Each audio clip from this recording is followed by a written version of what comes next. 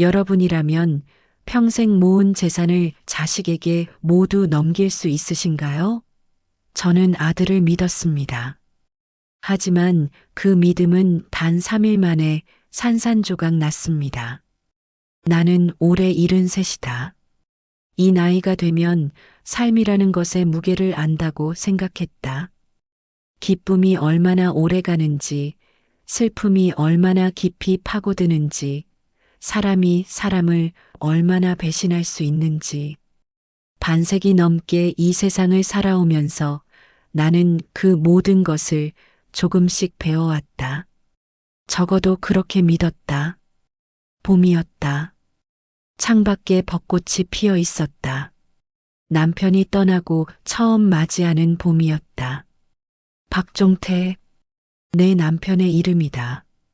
우리는 23세 만나 꼭 50년을 함께 살았다. 가난했다. 젊은 시절 우리에게는 아무것도 없었다. 남편은 공장에서 일했고 나는 시장에서 나무를 팔았다. 찬바람 부는 새벽에 손이 곱아도 자리를 지켰다. 그렇게 한 푼 두 푼 모은 돈으로 작은 단독주택을 장만했을 때 남편은 어린아이처럼 기뻐했다. 여보, 우리 이제 진짜 우리 집이 생겼어. 남편의 눈에 눈물이 고였다. 나도 울었다. 그날 밤 우리는 손을 잡고 텅 빈 마루에 나란히 앉아 아무 말도 하지 않았다. 그 침묵이 우리의 대화였다. 우리의 서약이었다. 그 집에서 우리는 민수를 낳았다. 그 집에서 민수를 키웠다. 그 집의 마당에서 민수가 처음 자전거를 탔고 그 집의 작은 방에서 민수가 밤새 입시 공부를 했다. 벽지에는 세월의 얼룩이 졌고 마루는 삐걱거렸지만 그 집은 우리의 전부였다. 남편이 쓰러진 것은 작년 가을이었다. 뇌졸중이었다. 병원에서 석 달을 버텼지만 결국 이겨내지 못했다. 마지막 날 밤 남편은 희미한 눈으로 나를 바라보았다. 거칠고 마디가 굵은 손으로 내 손을 꼭 쥐었다. 여보, 목소리가 잘 나오지 않았다. 나는 귀를 남편의 입 가까이 가져갔다. 절대 재산을 쉽게 넘기지 마. 알겠지?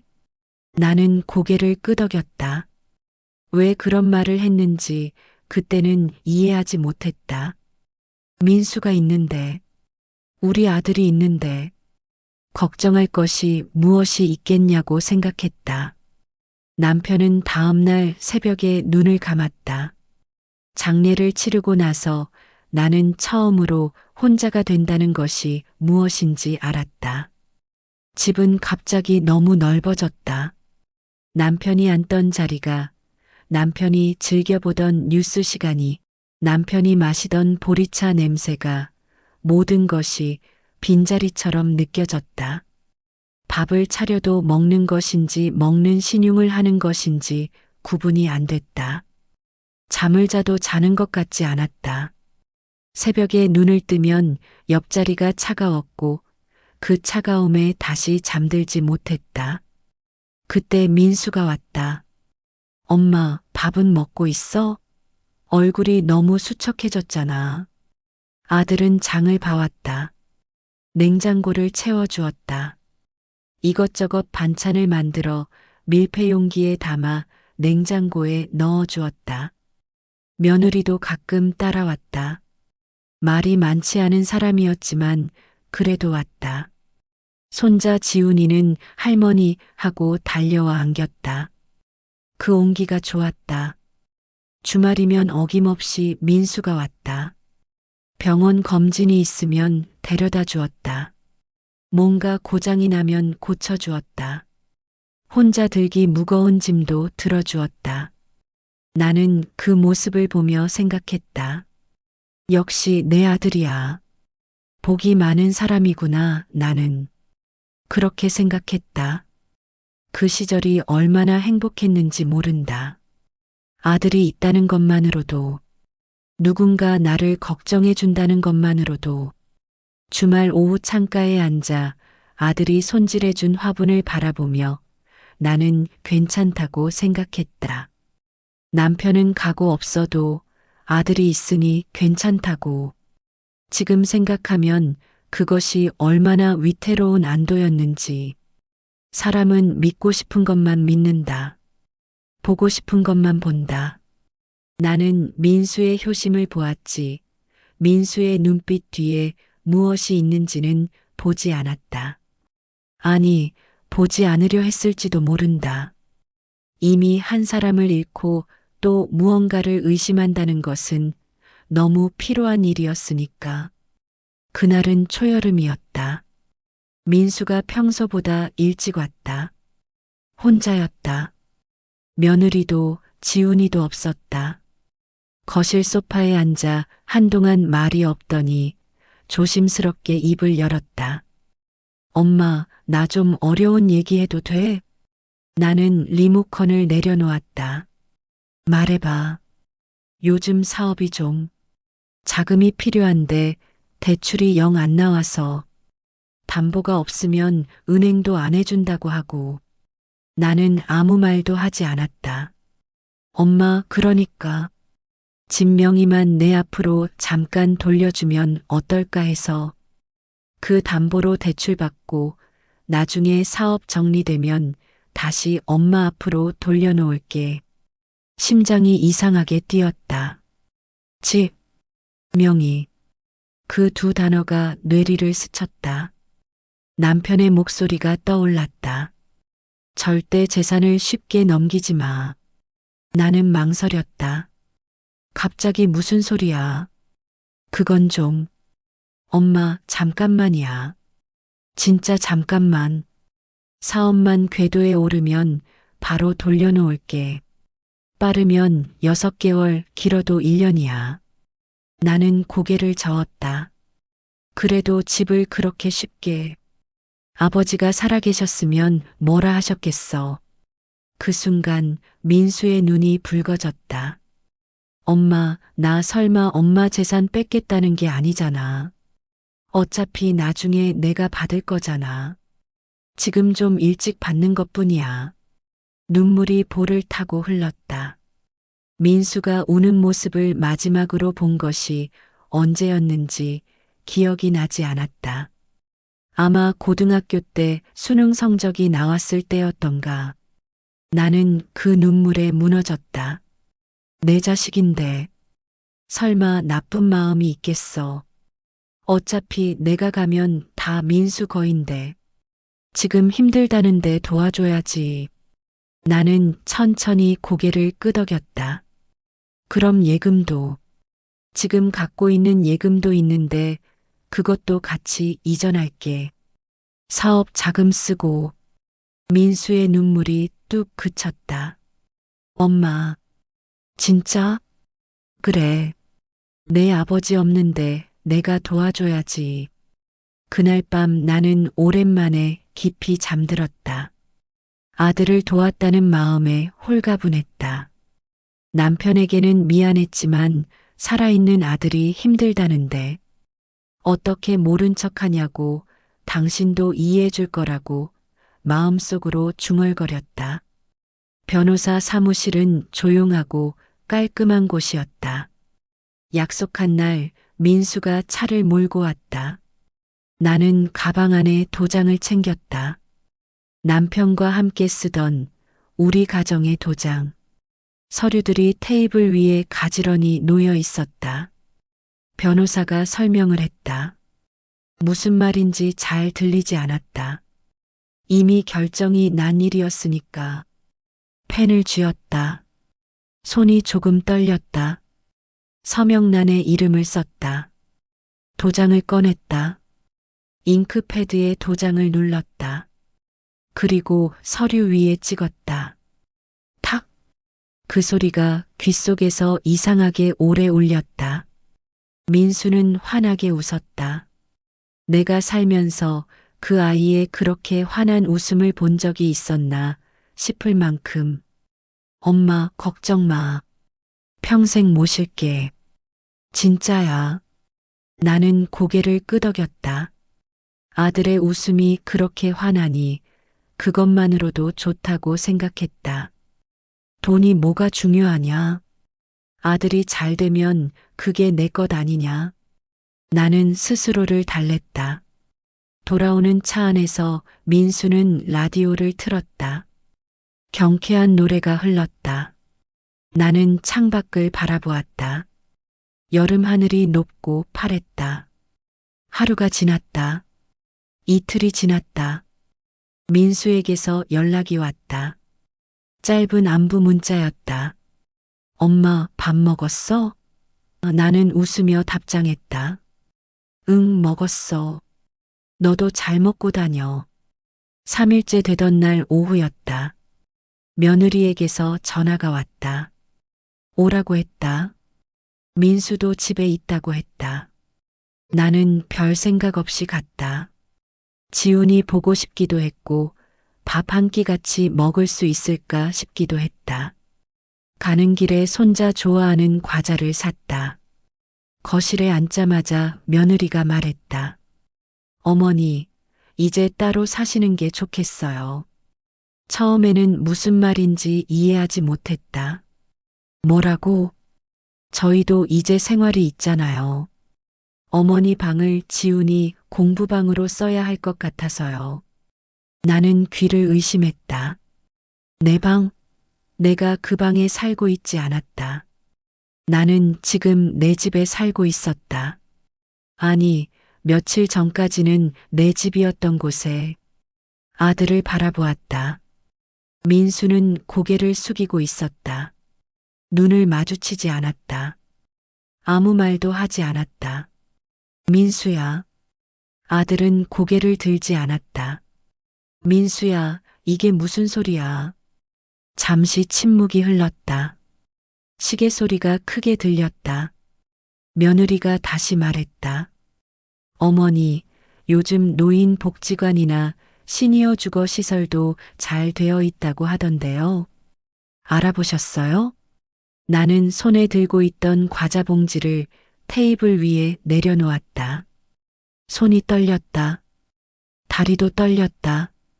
그날 밤 나는 집으로 돌아와 침대에 누웠지만 눈을 감을 수 없었다. 천장을 바라보았다. 남편 사진이 눈에 들어왔다. 남편은 웃고 있었다. 절대 재산을 쉽게 넘기지 마. 나는 이불을 뒤집었었다. 소리 없이 울었다. 소리를 내면 더 무너질 것 같아서 이불 속에서 혼자 50년 함께 살던 사람의 빈자리를 끌어안으며 울었다. 다음 날 아침 민수가 왔다. 초인종 소리에 문을 열었을 때 아들은 흰 봉투를 들고 있었다. 눈을 마주치지 않았다. 엄마. 여기 월세방 보증금 조금 넣어놨어. 근처에 괜찮은 데 있는데 조용하고 관리비도 얼마 안 한대. 봉투를 내밀었다. 나는 봉투를 바라보았다. 흰 봉투, 평범한 흰 봉투였다. 그 안에 얼마가 들어있든 그것이 무엇을 의미하는지 나는 알았다. 50년. 나는 50년을 살아왔다. 이 몸으로 아들을 낳고 이 손으로 아들을 키웠다. 아들이 열이 날 때 밤새 이마에 물수건을 얹었고 아들이 시험에 떨어졌을 때 아무 말 없이 밥을 차려주었고 아들이 장가를 갈 때 속으로 눈물을 삼키며 웃었다. 그런데 지금 그 아들이 내 앞에 흰 봉투를 들고 서 있었다. 나는 봉투를 받지 않았다. 아무 말도 하지 않았다. 할 말이 없어서가 아니었다. 할 말이 너무 많아서 어디서부터 시작해야 할지 몰라서 아무 말도 나오지 않았다. 아들은 봉투를 신발장 위에 올려놓고 돌아갔다. 문이 닫히는 소리가 들렸다. 나는 오래 그 자리에 서 있었다. 재산이 사라졌다고 해서 세상이 무너지는 건 아니다. 나는 그 말을 스스로에게 되풀이했다. 돈이 전부가 아니라고, 살아있으면 된다고, 건강하면 된다고, 사람들이 흔히 하는 그 말들을 나도 해보았다. 하지만 무너진 것은 재산이 아니었다. 믿음이었다. 내가 50년을 살면서 지켜온 것이 있었다. 사람을 믿는 것, 특히 가족을 믿는 것, 그 믿음이 나를 여기까지 오게 했다. 가난해도 버틸 수 있었던 것, 남편을 잃고도 서 있을 수 있었던 것, 그것은 모두 믿음 때문이었다. 그런데 지금 나는 무엇을 믿어야 하는지 몰랐다. 민수의 얼굴이 자꾸 떠올랐다. 눈물을 글썽이며 말하던 그 얼굴. 어차피 나중에 내가 받을 거잖아. 그 말이 처음부터 계산된 말이었을까? 처음부터 나를 속이려 했던 걸까? 아니면 어느 순간부터 마음이 변한 걸까? 알 수 없었다. 알고 싶지도 않았다. 어느 쪽이든 결과는 같았으니까. 나는 오래 앉아 생각했다. 남편에게 미안하다고 생각했다. 당신 말을 지키지 못했다고. 당신이 평생 모은 것을 내가 지키지 못했다고. 당신이 그렇게 당부를 했는데 나는 끝내 도장을 찍었다고. 그런데 가만히 생각해 보면 내가 정말 잘못한 것은 그것만이 아니었다. 나는 아들에게 너무 많은 것을 기대했다. 아들이 효자이기를 바랐고, 아들이 나를 돌봐주기를 바랐고, 내가 늙고 힘없어지는 것을 아들이 채워주기를 바랐다. 그 기대가 나를 취약하게 만들었다. 눈물 한 방울에 무너지게 만들었다.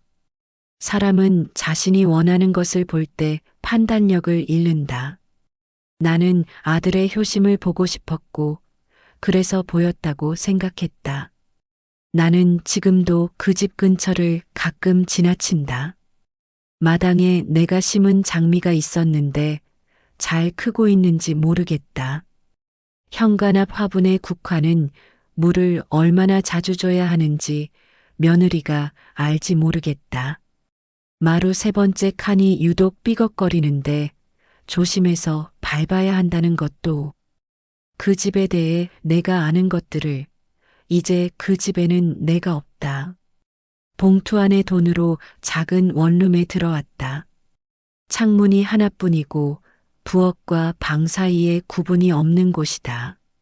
남편과 살던 집의 안방보다 작다.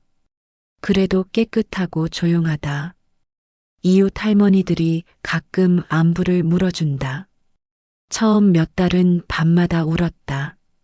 울다 지쳐 잠들고 깨면 또 울었다. 남편이 꿈에 나왔다. 꿈에서 남편은 아무 말도 하지 않고 그냥 내 옆에 있었다. 그것만으로도 위로가 됐다. 그러다 어느 날 나는 스스로에게 물었다. 이제 어떻게 할 거야? 대답하기 어려운 질문이었다. 재산도 없고 기댈 곳도 없고 아들도 없는 것이나 마찬가지인 이 상황에서 73세 나는 이제 어떻게 해야 하는가? 나는 오래 생각했다. 그리고 조금씩 알게 됐다. 내가 잃은 것들이 있었다. 집도, 돈도, 아들에 대한 믿음도. 하지만 내가 여전히 가진 것들도 있었다. 두 손, 두 발, 50년의 세월 동안 쌓인 것들. 나물 다듬는 법, 김치 담그는 법, 새벽에 혼자 일어나 하루를 시작하는 법. 그 모든 것은 아직 나에게 있었다. 복지관에 나가기 시작했다. 처음에는 어색했다. 하지만 거기서 만난 사람들도 저마다의 이야기를 가지고 있었다.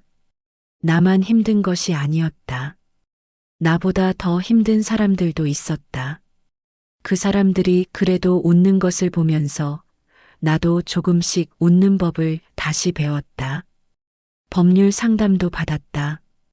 뒤늦게 알게 됐지만 이런 경우에 도움받을 수 있는 제도들이 있었다. 노인 법률 지원, 노인 학대 신고, 재산 환원 소송. 쉽지 않은 길이었지만 길이 없는 것은 아니었다. 나는 이것을 말하고 싶어서 이 글을 쓴다. 당신이 만약 지금 나와 비슷한 자리에 있다면 이것만은 알아주었으면 한다. 당신의 잘못이 아니다. 믿는 것은 잘못이 아니다. 사랑하는 것도 잘못이 아니다. 잘못은 그 믿음과 사랑을 이용한 사람에게 있다. 당신이 순수했다는 것을 부끄러워하지 마라. 하지만 이것도 알아야 한다. 사람을 사랑하는 것과 재산을 넘겨주는 것은 다른 이야기다. 그 두 가지를 같은 것으로 만들려는 사람이 있다면 한 번은 멈추어야 한다. 남편의 당부처럼, 주변 누군가의 말처럼 그 경고에 귀를 기울여야 한다. 재산 이전은 서두르지 않아도 된다. 어차피 줄 거라면 지금 주나 나중에 주나 다르지 않다고 말하는 사람이 있다면 그것은 사실이 아니다. 지금 주는 것과 나중에 주는 것 사이에는 당신의 안전이 있다. 그리고 늦었다고 포기하지 마라. 나는 73이다. 이 나이에도 새로 배울 수 있었고 새로 시작할 수 있었다. 작은 창문이 하나뿐인 방이지만 그 창으로 아침 햇살이 들어온다. 그것으로 하루는 시작된다. 종태 씨, 당신이 마지막으로 내 손을 잡고 말했던 것, 나는 지키지 못했어요. 미안해요. 그래도 나는 살아있어요.